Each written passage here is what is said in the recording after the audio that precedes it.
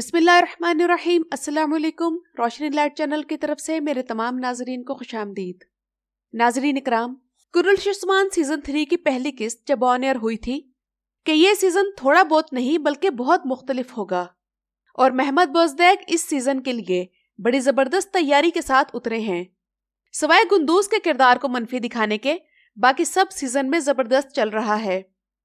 چاہے بات کرے کہانی کے پلاٹ کی، واقعات میں آنے والے ٹویسٹ کی، یا پھر اداکاروں کی پرفارمنس کی، سبھی لاجواب ہے۔ اسی لیے اس ہفتے کی ریٹنگ آسمان چھوتے چھوتے رہ گئی۔ آپ لوگ کہیں گے کہ میں نے یہ کیوں کہا کہ اس کی ریٹنگ آسمان چھوتے چھوتے رہ گئی؟ تو اس کی ایک وجہ ہے جو کہ اس ویڈیو میں آپ لوگوں کو معلوم ہوگی۔ اور جیسا کہ آپ لوگوں نے دیکھا کہ گینجا بے کا کردار کہیں کس سے نظر نہیں آ رہا، اور اب سلطوق ایل بھی غائب ہو گیا ہے، تو اس بارے میں ہم بات کریں گے کہ یہ کیا صورتحال ہے۔ اور آج کی ویڈیو میں ہم سلجن خاتون کے کردار سے متعلق بھی بات کریں گے کہ یہ ختم ہونے جا رہا ہے یا نہیں، کیونکہ سلجن خاتون کے بارے میں 2 خبریں میرے پاس ہیں جنہیں سن کر آپ آسانی سے سمجھ لیں گے کہ اب ان کا کردار اس سیزن میں رہے گا یا نہیں، اور سلجن خاتون کے ڈرامہ چھوڑنے کے بارے میں کیا آفیشیل خبریں ہیں۔ اس کے ساتھ ساتھ کرالشسمان جو اب ریٹنگ میں گھوڑے کی طرح بقیہ تمام ترکی ڈراموں سے آگے دوڑ رہا ہے، تو اس کی موجودہ ریٹنگ دیرلش ایرترول سے کتنی کم رہ گئی ہے، اور دیرلش ایرترول کی وہ کیا ریٹنگ تھی جس نے محمد بوزدیگ کو مجبور کر دیا تھا کہ عوام کا شکریہ ادا کریں۔ تو ان سب پر بات کرنے کے لیے چلتے ہیں اب ویڈیو کی طرف۔ ناظرین اکرام، کرالشسمان کی اس ہفتے کی ریٹنگ 13.18 کی بلند سطح تک پہنچ چکی ہے۔ یہ بلند ترین بھی ہو سکتی ہے، لیکن ابھی اس میں کچھ کسر باقی ہے۔ شاید آپ لوگوں کو یاد ہو کہ دیرلش ایرترول کی ریٹنگ سیزن 5 میں 16.52 تک گئی تھی۔ پھر ایک وہ وقت بھی آئے جب دیرلش ایرترول کی ایک قسط نے 18.28 کا فگر بھی ٹچ کر لیا تھا، اور اب بھی صورتحال میں کرالشسمان اور دیرلش ایرترول کی ریٹنگ کے درمیان ایک مقابلہ شروع ہو چکا ہے۔ اس وقت کرالشسمان کو یہ ایڈوانٹیج حاصل ہے کہ دیرلش ایرترول کے سیزن 3 میں اس ڈرامے کی کسی بھی قسط کو یہ ریٹنگ حاصل نہیں ہوئی تھی جتنی کرالشسمان کے سیزن 3 کی کسی قسط کو ملی۔ لیکن یہاں ہمیں یہ بات بھی یاد رکھنی چاہیے کہ کرالشسمان کے سیزن 3 کی اس ریٹنگ کے لیے گراؤنڈ دیرلش ایرترول نے ہی تیار کیا تھا، اور کرالشسمان کے حصے میں نہ صرف دیرلش ایرترول کی مقبولیت بھی آئی، بلکہ دیرلش ایرترول کے ہی مداح کرالشسمان کی اس مقبولیت کی وجہ بن رہے ہیں جو دنیا بھر میں موجود ہیں، اور اس میں پاکستان، بھارت، بنگلہ دیش اور عرب ممالک کے علاوہ کئی ممالک شامل ہیں۔ لیکن سلطنت عثمانیہ کی سرحدیں چونکہ یورپ سے ملتی تھی، اس لیے یورپ کے لوگ خصوصاً غیر مسلم دیرلش ایرترول کے بعد سے کرالشسمان اس لیے شوق سے دیکھتے ہیں کہ آخر وہ سلطنت جو 600 سال تک یورپ کے لیے خطرہ بنی رہی، اور ان 6 صدیوں میں یورپی مائیں جو کہ اپنے بچوں کو ترکوں سے ڈرا کر سلایا کرتی تھی، تو وہ کیسے تھے، ان کا کلچر کیا تھا، ان کا رہنا سہنا اور کھانے پینے کا طریقہ کیا تھا، اور کس طرح یہ عظیم الشان سلطنت قائم ہوئی۔ اس لیے ایرترول کے بعد عثمان کا کردار ان کے لیے بہت پراسرار ہے کہ اتنی شاندار سلطنت کا بانی کیسا شخص تھا۔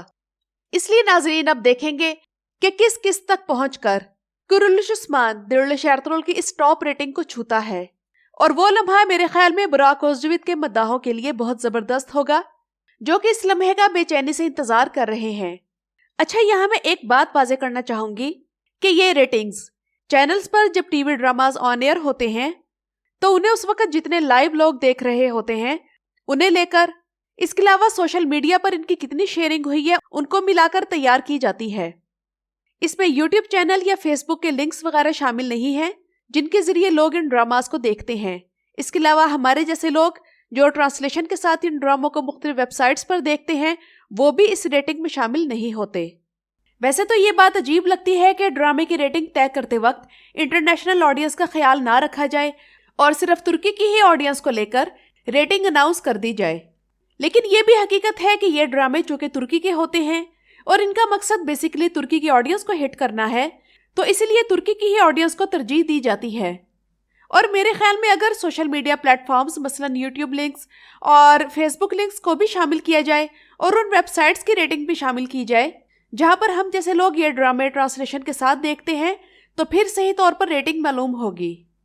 یہاں میں باربروسلار کی مثال دینا چاہوں گی جو کہ یورپ میں تو نمبر 1 ہے، لیکن ترکی میں اس کی ریٹنگ کچھ خاص نہیں۔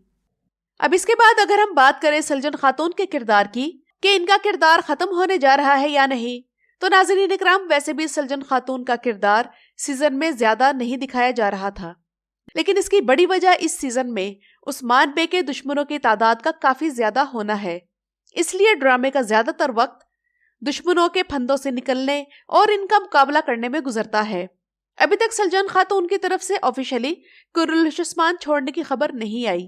لیکن یہ بھی ممکن ہے کہ وہ کئی اقساط تک ہمیں قرالش عثمان میں نظر نہ آئیں۔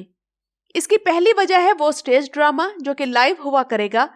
اور اس میں سلجن خاتون بھی ایک اہم کردار ادا کر رہی ہیں۔ اس لائیو سٹیج ڈرامے سے متعلق تمام تفصیل ان کے انسٹاگرام اکاؤنٹ پر بھی موجود ہے۔ تو ایک صورت تو یہ ہے کہ جس طرح گینجا بے اپنے باکسنگ مقابلے لڑنے کے لیے قرالش عثمان کی اقساط سے ایک دم غائب ہو جاتے ہیں، تو سلجن خاتون بھی اسی طرح جائیں اور پھر بقیہ سیزن کے لیے واپس آ جائیں۔ لیکن جو دوسری خبر میرے پاس ہے وہ اگر درست ہو گئی تو اس کا مطلب ہے کہ سلجن خاتون ابھی یا چند اقساط کے بعد قرالش عثمان چھوڑ جائیں گی، اور وہ خبر یہ ہے کہ ایک ایجنٹ جس کا نام گوکشن سیل ہے اور وہ ترکی ڈراموں سے متعلق اداکاروں کی ڈیلز طے کرتی ہے، اس سے سلجن کی ملاقات کی ایک تصویر سوشل میڈیا پر گردش میں ہے اور یہ پاکستان میں وزٹ کر چکی ہیں۔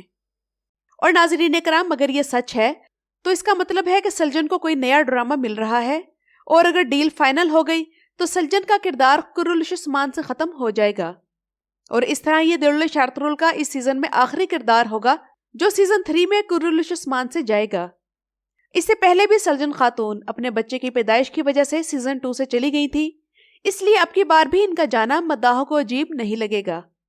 سالتوق ایلپ اب اس ڈرامے میں نظر نہیں آ رہے، تو اس کی وجہ یا تو ناظرین ترکی میں وہ بڑھتا ہوا کرونا ہے جس کا شکار پہلے بھی کئی اداکار ہو چکے ہیں، اور دوسری وجہ ان کی کوئی ذاتی مصروفیت ہوگی۔ آنے والی قسطوں میں برہان ایلپ کا کردار اب ایکٹیو نظر آئے گا، لیکن بہتر یہ ہے کہ برہان کا کردار بھی جلد ختم کر کے اس کی جگہ ایک اور تاریخی ایلپ کو شامل کر دیا جائے، کیونکہ محمد بوزدیگ نے اس بار قرالش عثمان میں ترگت، کوسس اور کونر ایلپ وغیرہ جیسے تاریخی کردار شامل کیے ہیں، تو اس کا زبردست رزلٹ دیکھنے کو ملا ہے۔ اور موجودہ صورتحال میں سامسا چاوش کے ساتھ ساتھ عبدالرحمن غازی کی بھی دوبارہ انٹری ضروری ہے، اور یہ ہوگی، جس سے متعلق تفصیل ناظرین کرام پھر کسی ویڈیو میں آپ لوگوں کے ساتھ شیئر کروں گی۔ اور ان تاریخی ایلپس کے آنے کے بعد ڈرامے کا جو رنگ نکلے گا تو اس تک پہنچنا پھر کسی اور ترکی ڈرامے کی بس کی بات نہیں ہوگی۔ تو ناظرین کرام یہ تو تھی میری آج کی ویڈیو، اور آپ لوگ مجھے کمنٹ سیکشن میں ضرور بتائیے گا کہ آپ لوگوں کے اندازے کے مطابق کیا اس سیزن کے اینڈ تک قرالش عثمان دلش ارطغرل کی اس ریکارڈ بریکنگ ریٹنگ کو چھو سکے گا یا نہیں۔ میری ویڈیوز دیکھنے کا شکریہ۔